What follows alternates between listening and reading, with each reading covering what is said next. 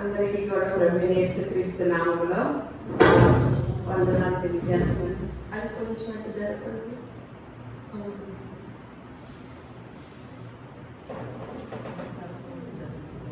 ఈరోజు బయట ప్రపంచము క్రైస్తవుల్ని ఎన్నో మాటలు అంటాం మనం చూస్తున్నాము. ఆ క్రైస్తవులు కూడా కొంతమందిని సనాతన ధర్మం అనే మాటతో వేరేగా మాట్లాడే వాళ్ళనే చూస్తూ ఇదంతా కూడా మత కలహాలుగా ఉందన్నమాట. దేవుడు అనేవాడు అందరినీ సమానంగా ప్రేమిస్తాడు. ఏ దేవుడైనా సరే, ఎవరు ఆరాధించే దేవుడైనా సరే, ఆయన మతాలకి అతీతుడు అనమాట. కులాలకి మతాలకి అతీతుడైన దేవుడు, అనంత జ్ఞాని. ఆయన రూపాన్ని కూడా మనం చూడలేనంత ఎత్తులో ఉన్న దేవుడు అనమాట. అందుకని పరిశుద్ధ గ్రంథంలో ఒక మాట ఉంటుంది, దేవుడు లోకమును ఎంతో ప్రేమించు. అంతేగాని ఒక వర్గాన్ని వారిని, ఒక కులం వారిని, ఒక మతం వారిని ప్రేమించలేదు. మన యేసుక్రీస్తు వారు వచ్చిన కాలంలో ఒక మాట అంటారు, ప్రయాసపడి భారం మోస్తున్న సమస్త జనులారా నా యొద్దకు రండి, మీకు విశ్రాంతి కలుగ చేస్తాను అని తెలియదు. అంటే కొన్ని ప్రాంతాల వారిని, కొన్ని దేశాల వారిని, కొన్ని మతాల వారిని అని ఎక్కడ కూడా పరిశుద్ధ గ్రంథంలో లేదండి. అలాగే కొన్ని వ్యవస్థల్ని దేవుడు ముందుగానే వ్యవస్థల్లో చాలా ఇబ్బంది ఉంది, ఆ వ్యవస్థలు అనేది ఖండించినట్లుగా దేవుడు పాత నిబంధన గ్రంథంలోని క్రీస్తుకు పూర్వమే రాయించి ఉంచారండి. అలాంటి వ్యవస్థలో ఒక వ్యవస్థ అయిన దేవదాసి వ్యవస్థ గురించి నేను ఇవాళ చెప్పాలనుకుంటున్నాను. దేవదాసి వ్యవస్థ అనేది దాని గురించి మీకు వివరంగా తెలిసిన తర్వాత పరిశుద్ధ గ్రంథంలో ఏనాడు రాయించాడో దాని గురించి ఈరోజు తెలుసుకుందాము. సతీ సహగమనము ఎటువంటి క్రూరత్వమైనదో అలాగే దేవదాసి వ్యవస్థ కూడా ఆనాడు ఉండేదంట పూర్వకాలంలో. అది ఏంటంటే ఒక నిమ్మ వర్గ స్త్రీలను, తక్కువ వర్గాల్లో ఉన్న స్త్రీలను కొంతమంది కన్యకల్ని దేవుడికి కళ్యాణం చేసి పెళ్లి చేసి దేవదాసిగా ఆ వ్యక్తిని నిలబెడతారనమాట. అంటే ఆ అమ్మాయి ఆ ఊరి వారందరికీ కూడా పనికి రావాలంటే ఒక ఎవరైనా వాడుకోవచ్చు. పేరేమన్నా దేవదాసి, దేవుడితో పెళ్లి. చూడండి, ఆలోచన చేయండి. కొన్ని వ్యవస్థలు అది సనాతన ధర్మంలో రాసి ఉన్నాయని మనం తర్వాత తెలుసుకుంటాం అన్నమాట. అలా దాన్ని ఆ వ్యవస్థలో వేసిలుగా మార్చి సమాజం కూడా, వారు పెద్దలు ఉంటారు కదా సమాజంలో, కొంతమంది పెద్దలు పురుషులు, వారు అందరికీ సంబంధించిన వ్యక్తిగా, ఒక వేసిగా ఆ దేవదాసిని వాడుకుంటారన్నమాట. ఆ దేవదాసికి 40 సంవత్సరాలు వచ్చాక వేల వేస్తారు. ఆ వ్యక్తి, ఆ స్త్రీ వేల వేస్తున్నప్పుడు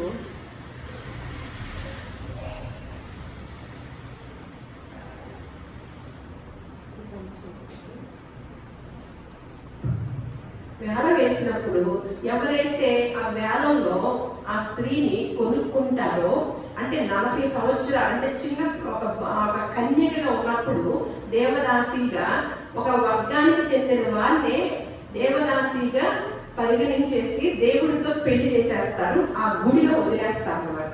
వదిలేసినప్పుడు ఆ ఊరి జనం, ఆ ఊరి ప్రజలు, పెద్దలు అయిన వాళ్ళు, కొంతమంది పురుషులు, కొంతమంది ఉంటారు కదా, వారందరూ కూడా ఆ సమాజంలో ఆ అమ్మాయిని వాడుకుంటారు. తర్వాత 40 సంవత్సరాల వయసు వచ్చాక తనని వేలం వేస్తారన్నమాట. ఆ వేలంలో ఎవరైతే పాడుకుంటారో, ఎవరైతే ఆ వేలంలో తనని కొనుక్కుంటారో, వారు వాళ్ళ ఇంటికి తీసుకెళ్ళి ఆ స్త్రీ చేత ఆ ఇంట్లో పనులన్నీ చేయించుకుంటారు. పొలం పనులు అయితే పొలం పనులు, ఇంటి పనులు, అలా ప్రతి పనిని కూడా, ఇంటి పనులకి, వ్యవసాయ పనులకి, మళ్ళా ఇతరత్ర ఏ పనులైనా సరే ఆ పనులన్నీ కూడా తను చనిపోయే వరకు కూడా ఆ కుటుంబానికి అంకితం అయిపోవాలి. ఇది దేవదాసి వ్యవస్థ అన్నమాట. ఈ వ్యవస్థ ఒకనాడు అమల్లో ఉండేది. అది సనాతన ధర్మంలో నుంచి వచ్చిందని ఆ శాస్త్రాలకు సంబంధించిన వారు కేటాయించుకొని అలా ఒక వేరే వర్గాలకు కాదు, వల్ల తక్కువ వర్గాలలో ఉన్న స్త్రీలను తీసుకొని అలా కేటాయించేవారు అనమాట. ఆ సమయాల్లో ఒక దేవదాసి కుమార్తె, ఒక చంద్రమ్మ అనే ఒక దేవదాసి ఉంటే, ఆ దేవదాసి ఆవిడ్ని ఒక ఆయన తమిళనాడులో ఇదంతా జరుగుతుంది అన్నమాట మనం చెప్పేది. ఆ తమిళనాడులోనే ఒక వ్యక్తి ఆవిడ్ని ఆ వ్యవస్థ నుంచి తీసుకొచ్చి తను ప్రేమించి పెళ్లి చేసుకున్నప్పుడు తమిళనాడులో అంతా కూడా చాలా ఒక సెన్సేషనల్ న్యూస్ అయిందన్నమాట. అలా చేసుకోవడం అనేది చాలా అరుదు అన్నమాట. అలా ఒక ఆవిడని చేసుకోవడం, ఆవిడ గర్భాన ముద్దులక్ష్మి గారు జన్మించారు. ఒక దేవదాసి గర్భాన ముద్దులక్ష్మి అనే ఆవిడ జన్మించి ఆవిడ చిన్ననాటి నుండే ఒక మంచి భావాలు కలిగి పెరిగిందనమాట. ఈ దేవదాసి వ్యవస్థ గురించి బాగా అర్థమయ్యి తెలుసుకొని దాన్ని ఎలాగైనా నిర్మూలించాలి అనే ఒక పట్టుదల కలిగిన స్త్రీగా తను పెరిగటము, తను ఒక పురుషుల యొక్క కాలేజీలో చేరి ఆ రోజుల్లోనే చక్కని మంచి డాక్టర్ అయ్యి మొట్టమొదటిగా హౌస్ సర్జన్గా అంటే ఆవిడ అయిందనమాట. అందరినీ ఎదిరించి ఆ దినాల్లో ఆడవాళ్ళు డాక్టర్లు అవటము, అలాగే మగపిల్లలు చదివే చోట చదవటం అనేది లేదు. అలాంటి సమయంలోనే తను కొన్ని భావాలతోనూ కొన్ని మంచి ఒక ఆలోచన కలిగిన వ్యక్తిగా ఎప్పుడు పోరాటం చేస్తూనే ఉండేదన్నమాట. అలా ఆ వ్యక్తి డాక్టర్గా చదివి తర్వాత ఏం చేశారంటే అసెంబ్లీలో కూడా స్థానాన్ని కల్పించుకున్నారన్నమాట. ఒక పదవిని సంపాదించుకొని అసెంబ్లీలో తను కూర్చునే స్థానాన్ని కూడా సంపాదించుకొని ఆ అసెంబ్లీలో ఇంకొక ఆయన ఎవరంటే, ఇది ఎప్పుడు జరిగిందంటే 1947లో ముద్దులక్ష్మి రెడ్డి అని ఓపి రామస్వామి రెడ్డి ఇద్దరు కలిసి కూడా అసెంబ్లీలో దేవదాసి నిర్మూలన చట్టం కోసం ఒక తీర్మానాన్ని అసెంబ్లీలో ప్రవేశపెట్టారన్నమాట. తను ఎప్పుడైతే ఒక దేవదాసి కుమార్తెగా వచ్చిందో అదంతా తెలిసి ఈ వ్యవస్థను ఎలాగైనా సరే నిర్మూలన చేయాలనే ఒక ఆలోచనతో కంకణం కట్టుకొని తను ఒక గొప్ప స్థానంలో సంపాదించుకొని మరి ఒక మంచి విషయాన్ని, ఒక వ్యవస్థను నిర్మూలన చేయాలి, మంచి దారిలోకి నడిపించాలంటే గొప్ప పోరాటమే జరగాలి, గొప్ప త్యాగాలే చేయాలన్నమాట. అలా తను మొత్తానికి అసెంబ్లీకి వెళ్ళి ఆ చట్టసభలో స్థానాన్ని సంపాదించుకొని ఒక దేవదాసి నిర్మూలన చట్టం అని ఒక ఆయన తను కలిసి ఆ యొక్క ప్రవేశపెట్టారు. ఆ బిల్లుని అసెంబ్లీలో ప్రవేశపెట్టినప్పుడు, ఆ తీర్మానాన్ని ప్రవేశపెట్టినప్పుడు అక్కడ ఏం జరిగిందో చూద్దాం అన్నమాట. చెప్తాను. నేను ఆవిడ చరిత్ర చదివినప్పుడు తెలుసుకున్న విధానం అన్నమాట. ఎప్పుడైతే ఆ తీర్మానాన్ని ప్రవేశపెట్టారనంట, ఆ సభలో అంతా కూడా గందరగోళం ప్రారంభమైందంట. ఎందుకంటే ఆ వ్యవస్థ అనేది అలా వస్తూనే ఉందన్నమాట. అలా తరతరాలు కొనసాగుతున్న వ్యవస్థని ఈవిడ మధ్యలో వచ్చి ఒక వ్యక్తి, ఒక స్త్రీ వచ్చి, అది ఒక దేవదాసి కుమార్తె వచ్చి చట్టసభలోకి స్థానాన్ని సంపాదించుకొని ఆ దేవదాసి నిర్మూలం అనే చట్టాన్ని బిల్లుని ప్రవేశపెట్టేసి ఆవిడ ఇచ్చేగానే సభ అంతా గందరగోళంలో అయిపోయిందంట. ఆ గందరగోళంలో ఏమని అంటారంటే, సత్యమూర్తి అయ్యర్ అనే ఆయన, ఇది తమిళనాడులో జరిగిన సంఘటన అన్నమాట. శ్రీనివాస్ అయ్యర్, గోవింద రాఘవ అయ్యర్, శేషగిరి అయ్యర్ టీం అంతా కూడా ఇది సనాతన ధర్మానికి, మతం, శాస్త్రాలకు వ్యతిరేకం అంటూ ఆందోళన చేశారట. సనాతన ధర్మ శాస్త్రాన్ని వ్యతిరేకించే స్థాయి ఈ చట్ట సభలకు ఉందా అని కూడా వాళ్ళు ప్రశ్నించారంట. చూడండి, ఇది వాళ్ళిద్దరు ఎప్పుడైతే ఆ బిల్లును ప్రవేశపెట్టించారో ఇది అసలు చట్ట సభకు తీసుకొచ్చే ఇది కూడా లేదు. ఇది సనాతన ధర్మాలు వీటినన్నిటిని మించిన ఒక వ్యవస్థ. దీన్ని మీరు నిర్మూలన చేయడం ఎలా కుదిరింది అని గందరగోళంగా చేసి ఆందోళన చేశారంట అందరూ కూడా, వీళ్ళందరూ కలిసి. అయితే ఇరుపక్షాల ఆందోళనను ఎలా అదుపు చేయాలో ఆలోచిస్తూ సభను నిర్వహిస్తున్న రాజాజీ అనే ఆయన మౌనం వహించాడంట. గందరగోళాల మధ్య ఆనాటి సభ ముగిసిందంట. కానీ ఆ సాయంత్రం ముద్దులక్ష్మి అంట పెరియాయి రామస్వామి దగ్గరికి వెళ్ళి సలహా అడిగారంట. ఆయన ఆలోచించుకొని కొన్ని సూచనలు కూడా చేశారంట. మర్నాడు సభ ప్రారంభం కాగానే సత్యమూర్తి అయ్యారు చర్చి మొదలెట్టారంట. ఏమని అంటే మళ్ళీ తెల్లారి సభలో మళ్ళా మొదలెట్టారు.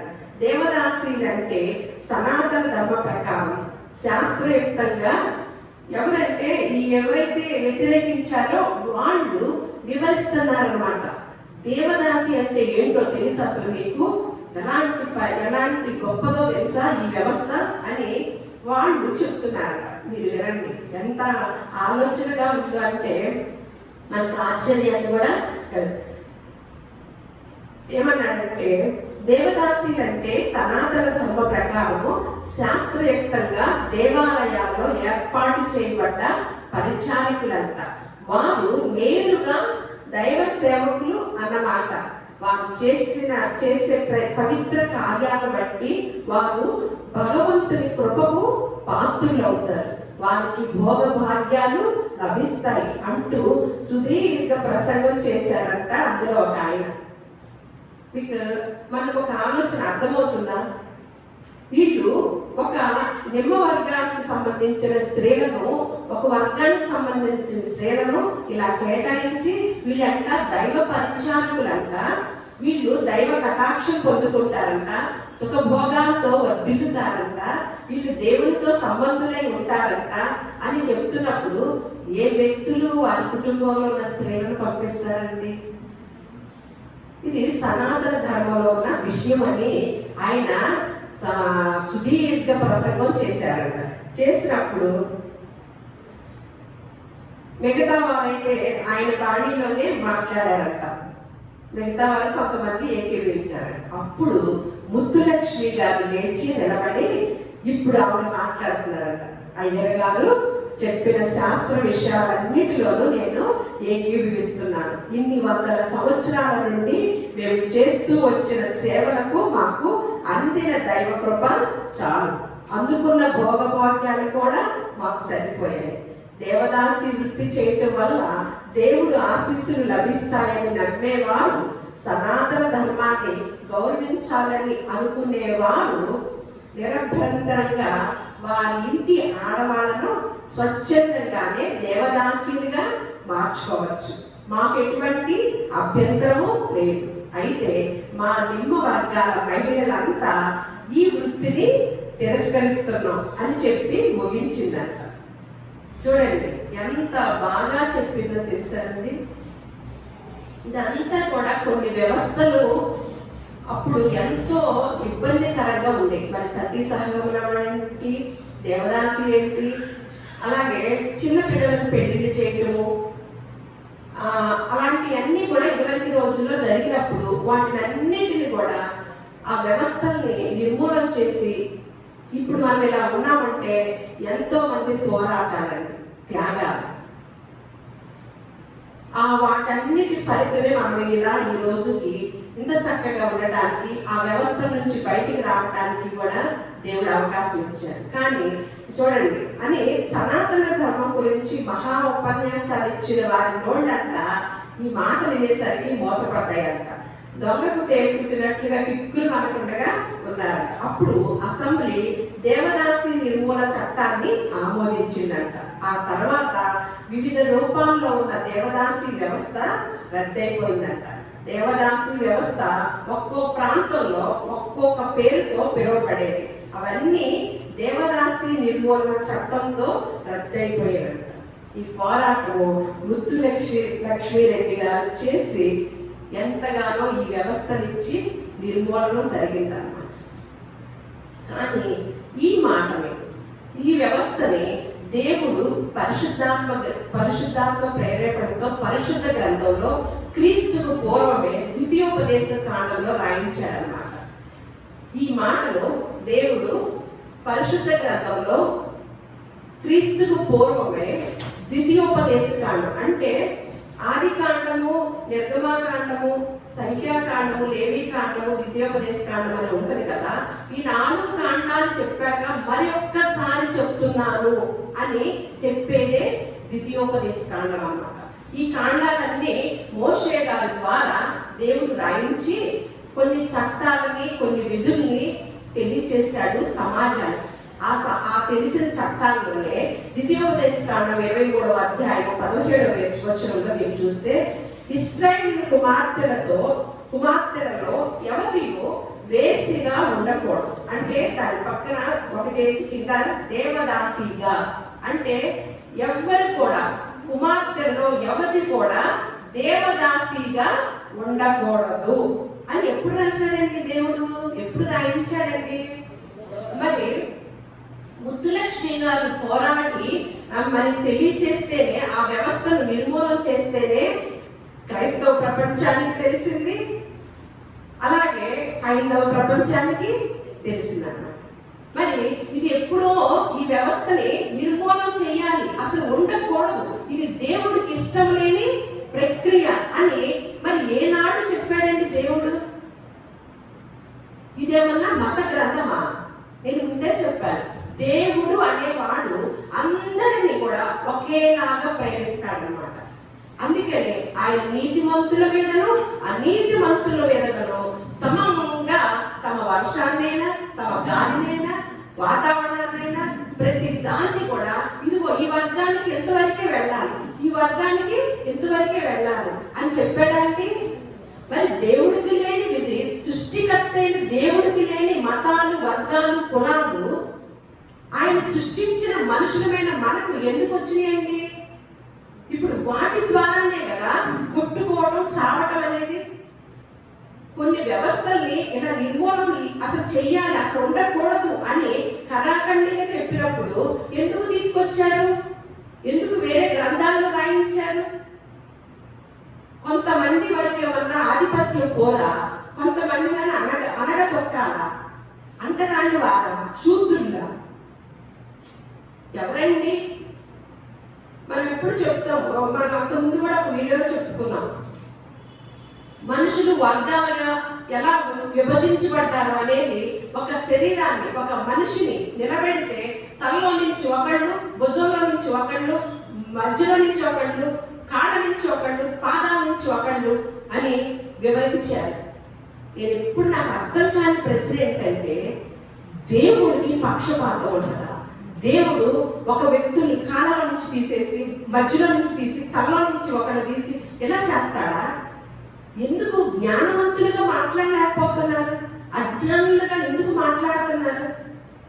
కుల వ్యవస్థ, మతం, వర్గాలు ఇవన్నీ ఎందుకండి? ఏ దేవుడైనా సరే, ఏ దేవుడైనా అందరినీ ప్రేమించమని చెప్తాడు, కొట్టుకొని చావమని చెప్పరు. దేవుణ్ణి దేవుడిగా అన్వేషించే వాళ్ళు చాలా తక్కువగా ఉన్నారు. ఎవరినో ఎందుకు ఎంత వివరంగా రాసిన గ్రంథంలోనే దీన్ని పూర్తి చేయలేదుగా. ఇశ్రాయేలు కుమార్తెలో ఎవరియు దేవదాసిగా ఉండకూడదు, ఇశ్రాయేలు కుమార్తెలో ఎవడను పురుషురాలుగా ఉండకూడదు. ఈ విధానము నీ దేవుడైన యెహోవాకు హేయము, అసలు ఇష్టం లేదు ఇలా చేయటం అనేది అని ఖరాఖండిగా తెలియజేశాడు.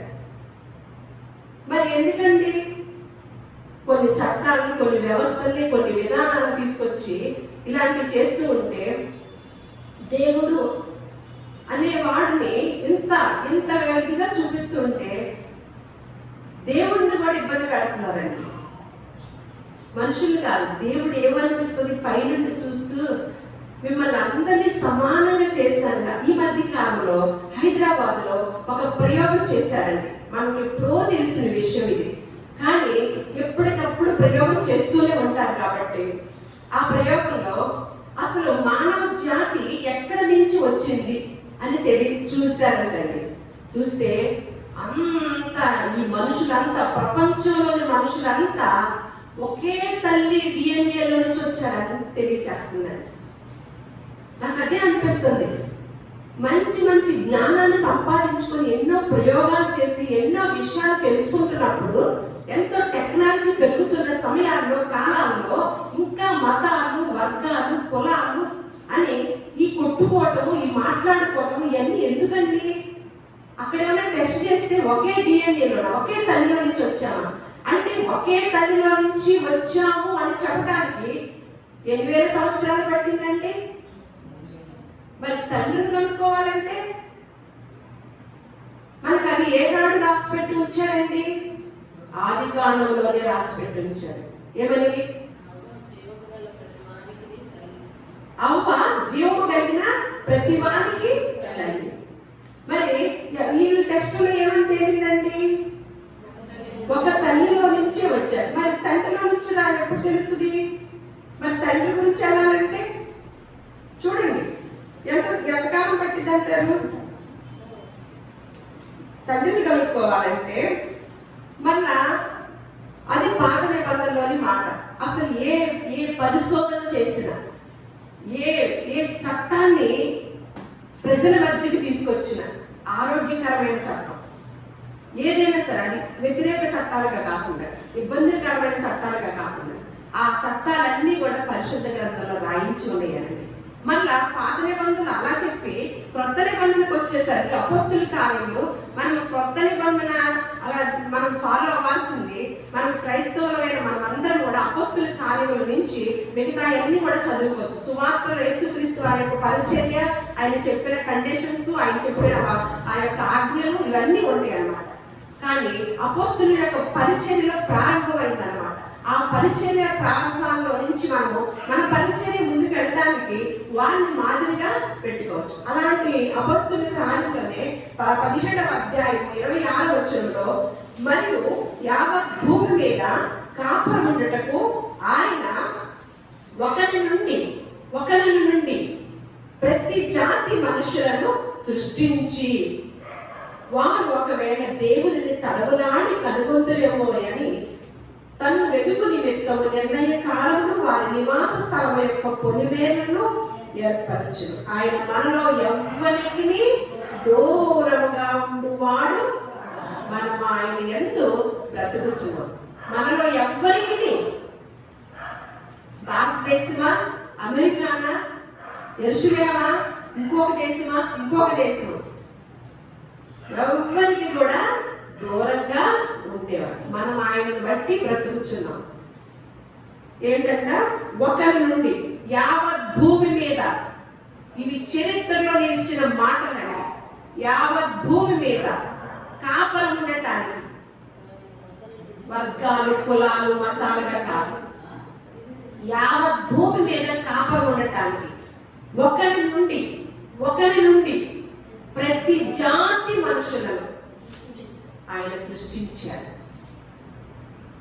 అవ్వ జీవము కలిగిన ప్రతి వానికి తల్లి. ఇదండి పరిశుద్ధ గ్రంథం యొక్క వండరు. ఈ వ్యవస్థని ముత్తులక్ష్మీరెడ్డి గారు పోరాటం చేసి ఎంతో మంది మధ్యన నిలబడి నిర్మూల చట్టాన్ని తీసుకొచ్చింది అన్నమాట. జోగిని అని, మాతాకి అని ఇవే ఉన్నాయి ఆ విధానాలు. ఆ దేవదాసి అనే పేరుతోనే ఎన్నో రకాల వారి ప్రాంతాలు బట్టి అలాంటి వ్యవస్థలు ఉండే అన్నమాట. కానీ ఇప్పుడు మనకు తెలియదు. ఎందుకు? ముత్తులక్ష్మి గారు పోరాడి ఒక స్త్రీ ఆ సత్యాన్ని తెలుసుకొని ఆ మాటని పరిశుద్ధ గ్రంథంలో ఏనాడో రాయించి వచ్చినప్పుడు మనం ఈ మాటల కోసం, దేవుడు రాయించిన సత్యం కోసము ఎంతమందిని పోరాడుతున్నామండి? పోరాడుతున్నాము? మనం ఎంతమందిని ఇందులోకి వెలుగులోకి తీసుకొస్తున్నాము? సేకరించి ఎన్నో విషయాలు రాయించారా దేవుడు మన కోసము? మనం దేనికోసం ఉన్నామండి? మనము మన కోసం బ్రతుకుతున్నాం కాబట్టి ఈ సత్యాలు తెలియట్లేదు. మనం దేవుని కోసం బ్రతికితే ఇది తెలుస్తాయి అన్నమాట. ఏ వ్యవస్థ అయినా ఏమి ఇబ్బందికరమైన పరిస్థితులైనా ఆడపిల్లల హక్కులు కూడా పాత నిబంధనలోనే రాశారు. స్త్రీలను కూడా గొప్పగా ఉంచిన గ్రంథం కూడా ప్రభు మాట సెలవిస్తున్నాడు. ఆ మాటను ప్రకటించే స్త్రీలు గొప్ప సైన్యములాగా ఉన్నారు. గొప్ప సైన్యములాగా మనల్ని మిలిటరీలో చేర్పించేశారు. స్త్రీ అంటే అనగదక్కబడింది, అనగానిది కాదు, తక్కువ కాదు. పరిశుద్ధ గ్రంథం ఒక్కటేనండి గొప్పగా చూపించింది. ఇటువంటి విషయాలు ఇంకా చాలా చాలా ఉన్నాయి. అందుకని క్రైస్తవ లోకాన్ని, నిజమైన క్రైస్తవుల్ని, పరిశుద్ధ గ్రంథాన్ని ఎవ్వరు ఏమి అనకూడదు. ఎవరైనా ఇది సరిగ్గా చదవని వారే ఇతర మతాలని, ఇతర మనుషుల్ని నిందించుతూ మాట్లాడతారన్నమాట. ఆ ఒక్కళ్ళు ఇద్దరు మాటలు పట్టుకొని పరిశుద్ధ గ్రంథాన్ని, యేసుక్రీస్తు వారిని ఎక్కడ కూడా తక్కువగా అంచనా వేయకూడదు. గొప్ప మాటలు రాయించిన గ్రంథం వంటిది. నిన్ను వల్లని పొరుగు వారిని ప్రేమించని మాటలు పరిశుద్ధ గ్రంథం ఒక్కటే హైలైట్ చేసిందండి. అటువంటి దేవుడిని మనము సేవిస్తూ ఉండగా ఈ గొప్పతనాన్ని గొప్పగానే చాటుతాం. క్రైస్తవులమైన మనం దేవుడి మాటలు మన హృదయాల్లో ఫలింప చేయను గాక. మిమ్మల్ని అందరినీ కూడా దీవించును గాక.